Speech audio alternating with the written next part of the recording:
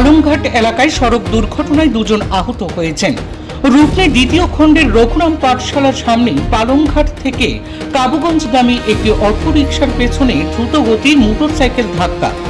গুরুতর জখম হন মোটরসাইকেল চালক, পাশাপাশি অটোর যাত্রীর হাতেও গুরুতর আঘাত লাগে বলে জানা গিয়েছে।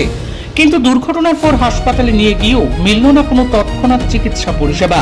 আর সেই ঘটনাকে ঘিরে ক্ষোভে ফেটে পড়েন রোগীর স্বজনরা। জানা গিয়েছে, পালংঘাট থেকে কাবুগঞ্জগামী একটি অটোরিকশার পেছনে দ্রুত গতিতে এসে ধাক্কা মারে একটি মোটরসাইকেল। সংঘর্ষের জেরে মোটরসাইকেল চালক কয়েক মিটার দূরে ছিটকে পড়ে গুরুতর আহত হন।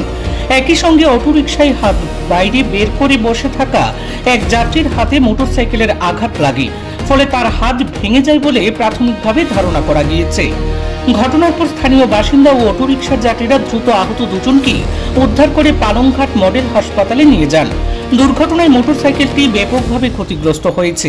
খবর পেয়ে পালংঘাট পুলিশ ফাঁড়ির পুলিশ ঘটনাস্থলে পৌঁছে প্রাথমিক তদন্ত শুরু করে এবং দুর্ঘটনাগ্রস্ত মোটরসাইকেলটি নিজেদের হেফাজতে নেয়। অন্যদিকে আহতদের হাসপাতালে নিয়ে যাওয়ার পর নতুন করে ক্ষোভের সৃষ্টি হয়েছে। অভিযোগ, পালংঘাট মডেল হাসপাতালে কর্তব্যরত চিকিৎসক উপস্থিত ছিলেন না। যদিও হাসপাতালের বহির্বিভাগে সকাল 8টা থেকে দুপুর 1:30 পর্যন্ত চিকিৎসা পরিষেবার সময় নির্ধারিত রয়েছে, তবু সকাল 10:20 পর্যন্ত কোনো চিকিৎসকের দেখা না মেলায় আহতদের পরিবার ও স্থানীয়দের মধ্যে তীব্র অসন্তোষ ছড়িয়ে পড়ে।